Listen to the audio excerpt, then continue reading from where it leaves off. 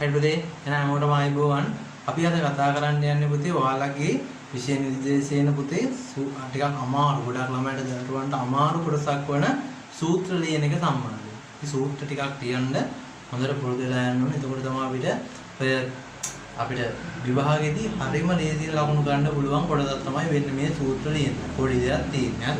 එතකොට පුතේ අපි ඉගෙන ගත්තා වෙන්න මේ පාඩමේදී ඔයාලට කතා කරා කොතනද මොකද වෙන්න මේ ආවර්තිතා වගෝ කියන එක.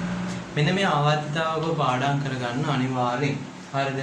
එතකොට පුතේ ආවර්තිතා වගෝ අනිවාර්යෙන් පාඩම් කරගෙන අපි සූත්‍ර ටික ලියන්නයි ඕනේ. දැන් ආවර්තිතා වගෝ පාඩම් නැති කරුවෝ කරන්න ඕනේ මොකද්ද? ආවර්තිතා වගෝ 10 පාරක් විතර බලාගෙන ලියලා අය පාරක් තනියම ලියන්න බලන්න. පස්සරයක් විතර තනියම වැරදුනොත් අය පොඩ්ඩක් බැලුවා අය ලියමු. අන්න ඒ විදිහට පුතේ කරලා බලන්නකෝ. අනිවාර්යෙන් ඔයාලට පාඩම් හිටින්න. අන්න කියව ලියන්න. කියව ලිව්වහම මෙන්න මේ ආවර්තව හරිම ලේසියෙන් ඔයාලට පාඩම් හිටින්න. පාඩම් හිටින්න නැතිව නෑ. හරි. අමාරු 10 පාරක් විතර ලියන එක ගොඩක් අමාරුයි. ඒ ඉතර වෙලා යන්නේ. පැය භාගයක් ගියත් ඔක ලියලා ඉවර ගන්න. ඒකනේ. එතකොට පුතේ මෙන්න මේ ආවර්තිතාවක ඔයා පාඩම් කරගත්ත දරුවෙක් දැන් නැති පුතාලා බොරු වෙන්න එපා. ඔයා කරන්න ආවර්තිතාවක අච්චුපත තියෙනවනේ. හරි අච්චුපතේ හරි දීපු තැනක අච්චුපත තියෙනවනේ. අන්න ඒක ගත්තා, පෙරලා ගත්තා. අපි පුතේ සූත්‍ර ලියන්නයි යන්නේ. මේක හරි ලේසි දෙයක්. පුතේ මොන හොඳට අහගන්නකෝ. මම මුලින්ම ලියන්න යන්නේ සෝඩියම් ක්ලෝරයිඩ් වල සූත්‍රය. Sodium chloride. සෝඩියම් හරි එකින් එකට කියලා දෙනවා හරි ක්ලෝරයිඩ් මේ හරි ලේසි කොටසක් සෝඩියම් ක්ලෝරයිඩ් පුතේ ඔයා දන්නවා ආවර්තිතාව ගොතියා බලන්න. දැන් ඔයාට මම කියලා දීලා තියෙනවා එක්සෑම් එකේදී කරන්න ඕන දෙයක්. ඔයා මුලින්ම දැන් ඔයාලට පාඩම්නේ ආවර්තිතාව පාඩම් කියලා නිකන් ඉන්න එපා. ඔයා පාඩම් මතකෙන් ලියන්න යන්නත් එපා. ඔයා කරන්න ඕනේ එක්සෑම් එකේදී මුලදී අපිට දෙනවා කොළ ටිකක්. ඒ කියන්නේ කොළ ටිකක් දෙනවා බෙදාගෙන යනවා. මුලදී බෙදාගෙන යන කොළ ටිකේදී පුතේ ඔයා කරන්න ඕනේ නිකන් ඉන්න පොඩි වෙලාවක් විනාඩි 5ක් විතර දෙනවා කොළ එක්සෑම් එක පටන් ගන්න කලින් විනාඩි 5ක් 10ක් කලින් දෙනවා කොළ බෙදාගෙන යනවා. එතකොට පේපර්ස් දෙන්න විතරයි තියෙන්නේ මිස්ටර්. කටුකොලක් දෙනවා. කටුකොල ඉල්ල ගන්න පුළුවන්. ඒකට කටුකොල තට්ටුවක් දාලා මිස්කින් කටුකොලයක් කියලා එහෙම සර් කෙනෙක් ඉන්නවා නම් විභාග වල එකේ ඔයාට දෙනවා. දෙන්න නැතුව ඉන්නේ. හරි. ඒ විභාගෙට ඉඳගෙනනේ ආයි කොහෙවත් යන්නේ නැහැ. එතකොට දෙනවා. ඔයා කරන්නේ ඔයාගේ මතකේ තියෙන ආවදිතෝව ඉක්මනින් ලියා ගන්නවා කොලේ. පස්සේ අමතක කරත් කමන්නේ නැහැ. මේ කොලේ තියෙනවනේ පුතා. කොලේ තියෙන ආවදිතාවක තියෙන පුතේ බලාගෙන ලියන්න. සූත්‍ර හදද්දී පුතේ එතකොට බලාගෙන හදන්නයි තියෙන්නේ. එතකොට පුතේ ඔන්න දැන් සෝඩියම් ක්ලෝරයිඩ්.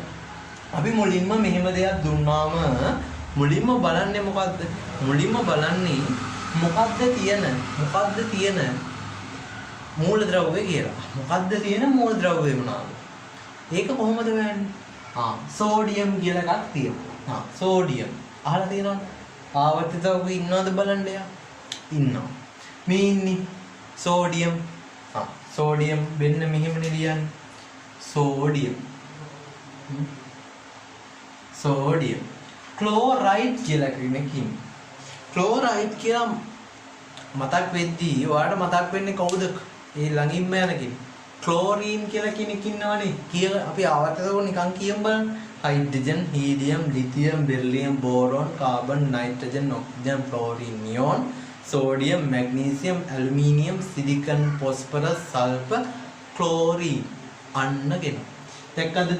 මෙතන ක්ලෝරයිඩ් කියලා කෙනෙක් ඉන්නවා. එතකොට අපි ක්ලෝරින් කියලා ලියා ගන්නවා. අයියේ ක්ලෝරයිඩ් කියන්නේ පුතේ අර එකතු වුණාම හැදෙන නම. හැබැයි පුතේ මෙතනින් ඔයාලට තේරෙනව නේද ක්ලෝරින් කියන කෙනෙක් මෙතන ඉන්නවා කියලා. ඒ නිසා පුතේ ක්ලෝරින් මෙහෙම දානවා. ක්ලෝරින් ලියා ගන්න.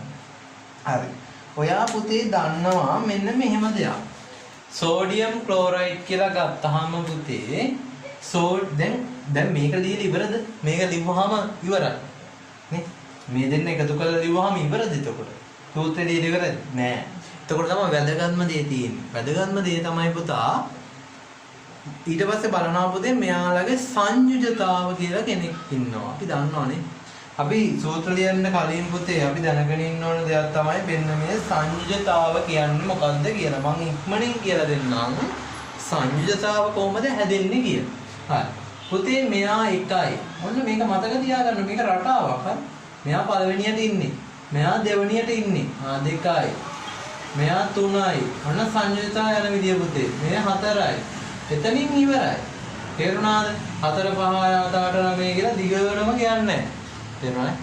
එහෙම දිගට යන්නේ 4න් ඉවරයි. ඔයා මතක තියාගන්න.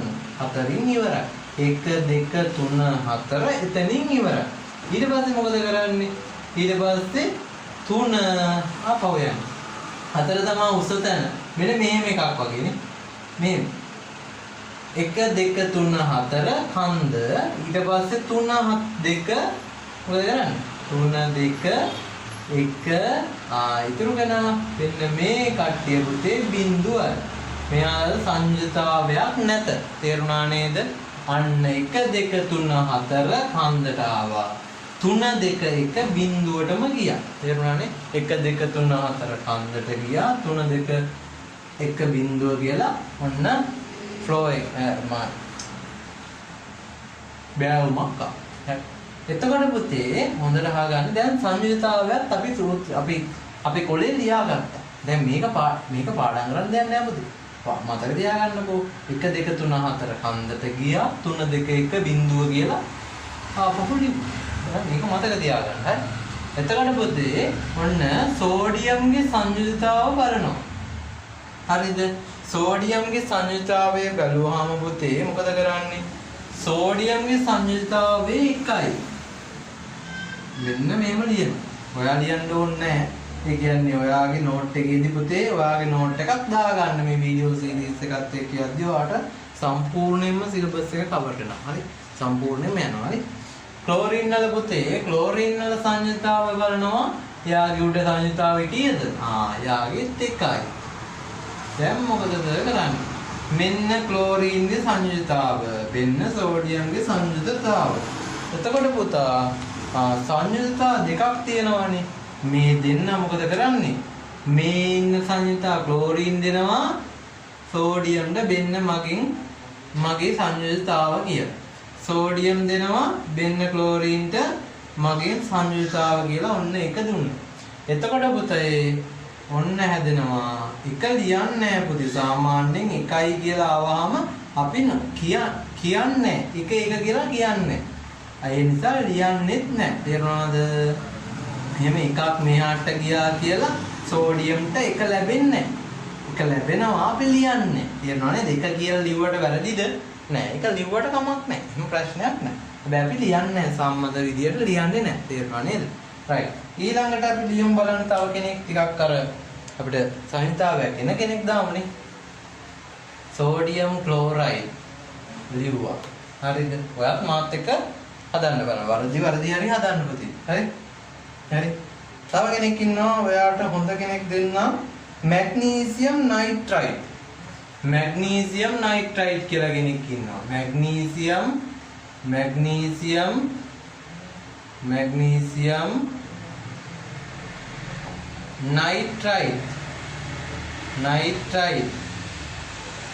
nitride magnesium nitride වෙන්න පුතේ මෙයාගේ කොහොමද ලියන්නේ හරි අකුරු ඇදුණා කියලා ඒව ගණන් ගන්න එපා ඒව ගැන හිතන්න එපා පාඩම හොඳට අහගන්නකො එතකොට ඔයාලට ඕක ලේසි හරි මැග්නීසියම්ගේ බලනවා අපි මැග්නීසියම් ඔන්න ඉන්නව නේද අපි බලනවා ඔන්න හිටියා හරි ඉන්නවනේ හරි නයිට්‍රයිඩ් කියලා කෙනෙක් ඉන්නවද නෑ එහෙනම් මොකද කරන්නේ? ඒ වගේ කෙනෙක් ඉන්නවද කියලා බලන්න.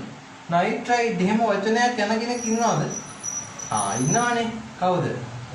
නයිට්‍රජන් නේ. නයිට්‍රජන්. ඒ වගේ නේද වචනේ නයිට්‍රයිඩ්. නයිට්‍රජන් එක වගේනේ. අන්න හරි. දැන් ඔන්න දෙන්න ලියාගත්ත නේද එකට? පිළිවෙලට ලියා ගන්නවා. හරිද? හොඳට අහගන්න. හරිද? පිළිවෙලට ලියා ගන්න. ඊට පස්සේ මොකද කරන්නේ? ඊට පස්සේ පුතේ මැග්නීසියම්ගේ සංයුතාවය බලනවා 2යි. මැග්නීසියම්ගේ සංයුතාවය 2යි. නයිට්‍රජන්ගේ සංයුතාවය 3යි. හරිද?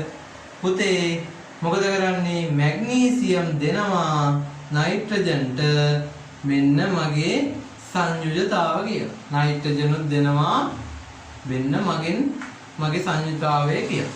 එතකොට පුතේ මොකද වෙන්නේ? සංයුජතාවය ලියන්නේ දකුණු පැත්තේ පහළින්. තේරුණාද? දකුණු පැත්තේ පහළින් තමයි පුතේ සංයුජතාවය අපි ලියන්නේ. එතකොට මැග්නීසියම්ට 3ක් ආවා. මැග්නීසියම්ට 3ක් ආවා. නයිට්‍රජන් කියන කෙනාට ඔන්න 2ක් ආවා. හරිද? දැන් ඔන්න සූත්‍රය ආවද? බලන්න. හරිද වැරදිද කියලා ඔයාලගේ චෙක් කරලා බලන්න පොඩ්ඩක්. අපි තව හදමු. හරි. දැන් බලමු වැඩි. carbon dioxide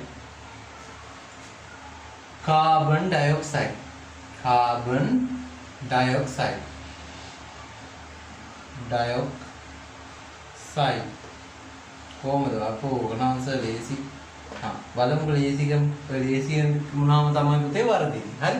ඒ නිසා දෙකට හගන්න. කාබන් වල ඔන්න කාබන් තියනවා නේද? ආවර්තක හරි. C ඔන්න කාබන්. ඩයොක්සයිඩ් කියලා කෙනෙක් ඉන්නවද? එහෙම කෙනෙක් අහලා නැහැ. හැබැයි පුතේ ඔක්සයිඩ් කියලා කෙනෙක්, ඔක්සිජන් කියලා කෙනෙක් ඉන්නව නේද? ඒ වගේ නේද? අනිත් කට්ටිය ඒ වගේද? Lithium, beryllium, boron, carbon, nitrogen, oxygen, oxide, dioxide අන්න. එයා ඒ වගේනේ. ඒ නිසා ඔන්න ඔක්සිජන් ලකුණ දාන්න. දැන් පුතේ බලන්නේ මොකද්ද? ඔයාලා දැන් දන්නවා. දැන් බලන්නේ යාළගේ මෙන්න අපි ලියාගත්ත පැත්තකින් සංයුජතාව කීයද? කාබන් වල සංයුජතාවය 4යි කියලා ඔන්න තියෙනවා. කාබන් වල සංයුජතාවය 4යි. ඔක්සිජන්ගේ සංයුජතාවය කීයද පුතා? ඔක්සිජන් වල සංයුජතාවය 2යි. එතකොට මොකද කරන්නේ? එතකොට ඔක්සිජන්ගේ සංයුජතාවය 2යි, කාබන්ගේ 4යි. මේ දෙන්න මොකද සුළු කරගන්න පුළුවන්. ඒ කියන්නේ මොකද්ද? 2යි 4යි 2 ගත්තාම පුතේ අපිට පුළුවන් සුළු කරලා 2කින් බෙදලා 1යි කියලා ගන්න. හරිද? එතකොට 2 මොකද 4 සුළු වෙනවා නේද? අන්න 2යි කියලා ආවා. හරිද? එතකොට මේ 2 කියලා ආවේ කාබන් වල සංයුජතාවය. ඒ කොහොමද ආවේ? 4 කියන යාගේ සංයුජතාවය සුළු වෙලා. සුළු වෙනවා තමයි පුතේ මෙන්න මෙහෙම බෙදෙන සංඛ්‍යාවක් තිබ්බොත්. දැන් 1.0යි බෙදෙනවද පුතේ? නෑනේ. 3යි 4යි බෙදෙනවද? නෑනේ. ඒකයි පුතේ කලින් ඒ වගේ හැම කරේ නැති. 2යි 3යි බෙදෙනවද? නෑනේ. 2යි 4යි ආව පුතේ 2ට 1යි 4ට 2යි කියලා ඔන්නෝම වෙනවා. එතකොට කාබන් වල සංයුජතාවය 2යි, ඔක්සිජන් වල සංයුජතාවය 1යි. එතකොට කාබන් මොකද කරන්නේ? මෙන්න මගේ සංයුජතාවය ඔයාලට දෙනවා කියලා ඔක්සිජන් වලට දෙනවා. එතකොට ඔක්සිජන් කරන්නේ මොකද්ද? වෙන්න මගේ සංයුජතාවයත් ඔයාලට දෙනවා කියලා ඔයා මට ඒක දුන්න නිසා දෙන්න මෙහෙම දෙන්න ෂෙයා කරගන්න. එතකොට කාබන් ඔන්න ඔක්සිජන්ට දුන්නා මොකද්ද? එයාගේ සංයුජතාවය. එක ලියනවාද සම්මතව? අපි සම්මත ආකාරයෙන් ලියද්දී අපි ලියන්න පුළුවන්. හරි සාමාන්‍යයෙන් අපි එක ලියන්නේ නැහැ. මම කලින් කිව්වා එක ලියන්නේ නැහැ. ඒ නිසා ඔන්න CO2 කියලා අපිට මොකද? ඔන්න ආවා. දැක්කද? ඇයි මේ සුළු කරන්නේ? සුළු කරන්න ඕනේ පුතේ. නැත්තම් ඒක සම්මත නැහැ. සම්මත සූත්‍රයක් නෙමෙයි. සුළු කිරීමක් කරන්න ඕනෙමයි. එහෙම සුළු කරන්න ඕනේ. බෙදෙන එකක් ආවොත් බෙදන්න ඕනෙම. right? අපි තව එකක් ලියමු. sodium oxide. sodium oxide. sodium එයාගෙත් ඉන්නේ ආවලක්. sodium oxide. හරි. ලියා ගන්නකො sodium oxide.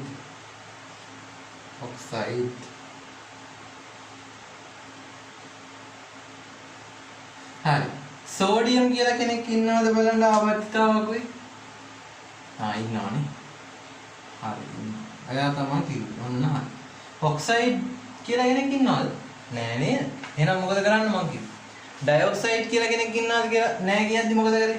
අන්න ඔක්සයිඩ් කියද්දිම ඔක්සිජන් මතක් වෙනවනේ. අන්න ඔක්සිජන් කියලා ලියනවා. දැන් මොකද කරන්නේ? දැන් අපි කරන්නේ සෝඩියම්ගේ සංයුතාවය ලියා ගන්නවා.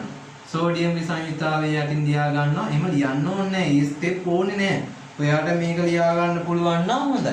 ඔයාට එහෙම බැරි පුතෙක් ඉන්නවා නම් මෙලොව දෙයක් බෑ නම් මේම ස්ටෙප් ලියා ගන්න අවුලක් නැහැ. මේක තමයි උත්තරේ එන්න ඕනේ එහෙම කියන්නේ. මේම ස්ටෙප් ලියවා කියලා කිසි ප්‍රශ්නයක් නැහැ. ඔයා කටුකොලයක් අරන් ස්ටෙප් ලියලා මේම හොයලා උත්තරේ ලියා ගන්න. උත්තරේ හරි තැන ලියන්න. තේරුණානේ? සෝඩියම් වල සංයුතාවය කීයද? සෝඩියම් වල සංයුතාවය පුතේ කීයද? 1යි. ඔක්සිජන් වල සංයුතාවය කීයද? ඔක්සයිඩ් නේ. ඔක්සයිඩ් කියලා මතක් වෙද්දී ඔක්සිජන් මතක් වෙන්නේ. Oxide, dioxide. එතකොට ඔක්සිජන් වල 2යි. ඔන්න හරි. ඔක්සිජන් මොකද කරන්නේ? සෝඩියම්ට බෙන්න මගේ සංයුතාවය කියලා දෙනවා. සෝඩියම් කරන්නේ මොකද්ද?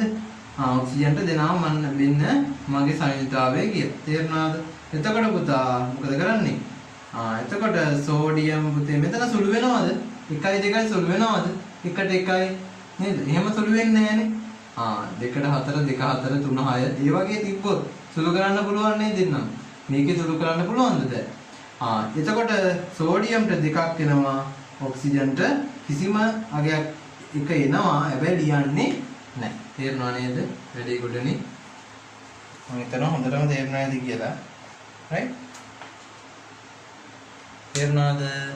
right. ඔන්න ඔය විදිහට තමයි පුතේ අපි සූත්‍ර ලියන්නේ. තේරුණා නේද? වැඩි ගොඩ.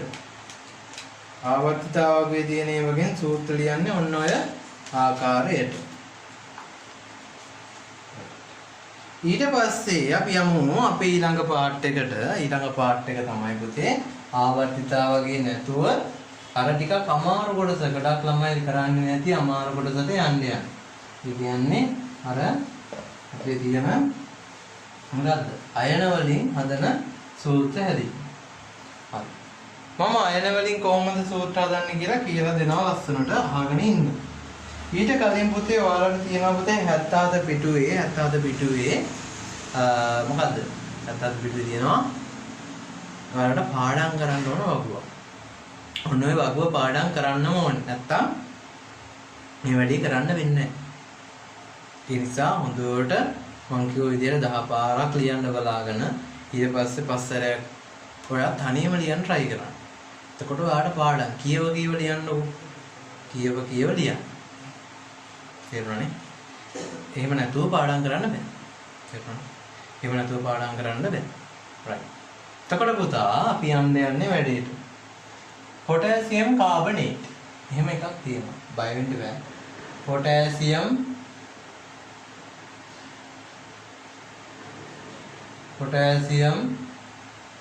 කාබනේට්. පොටෑසියම් කියන කෙනා අය දන්නව නේද? මතකද? ආවර්තිතාවකේ ඉන්නවද පොටෑසියම්? පොටෑසියම් කැල්සියම් නේ අවසානට ඉන්නේ. අන්න පුතා මොකද? පොටෑසියම් කියන කෙනා ආවර්තිතාවකේ ඉන්නවා. ඒ නිසා අපි ලියා ගන්න. කාබනේට්. ඒ නිසා කාබන් දිය හරියනවද? නෑ. කාබනේට් කියද්දි පුතේ මතක තියාගන්න අපිට තියෙනවා කාබනේට් කියලා කෙනෙක්. ඔයාලගේ අයන වගුවේ. ඔන්න තියෙනවා.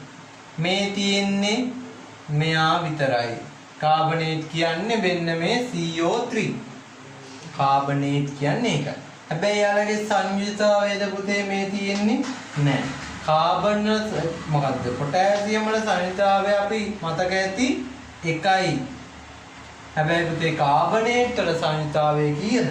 කාබනේට් වල සංයුතතාවය 2යි. මොකද කරන්නේ?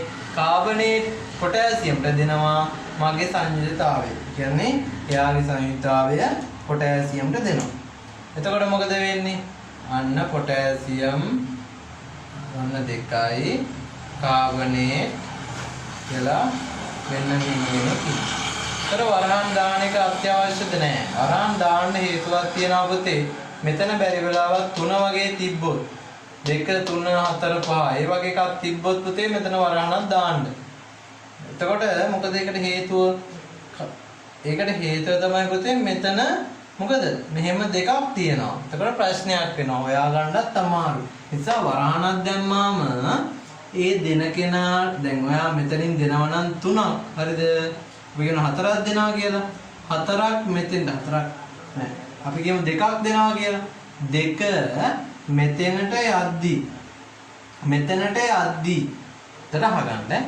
මෙතනට යද්දි වාට මේ 2 කියන සංයුතතාව මේ ඔක්කොටම අයිති නේද? කාබනේට් කියන්නේ එක්කෙනෙක් නේද? කාබනේට් කියන්නේ එක්කෙනෙක්. එතකොට පුතා 2 මෙතනට දැම්මොත් ඔයා වරහන් දාන්නේ නැතුව ඔයාට හිතෙනවා බලන කෙනෙක්ට හරි දන්නේ නැති කෙනෙක්ට හරි හිතෙනවා ඔක්සිජන්ට තමයි මෙන්න මේ දාන සංයුතාවය අයිති කියලා. මේ වරහණක් දැමීමේ හේතුව තමයි මෙන්න මේ කාබනේට් කියන CO3 කියන කෙනාටම මෙන්න මේ සංයුතාවය අයිති වෙනවා කියන එක. තේරුණාද? ටිකක් හොඳට මේක දෙපාරක් විතර අහන්න. එතකොට ඔයාලට හොඳට තේරෙනවා. හරි? හොඳට තේරෙනවා. හරි. ඊට සෝඩියම් නයිට්‍රේට් ඊළඟ කෙනා. ඊළඟ ලියන්න ඕන කෙනා තමයි සෝඩියම්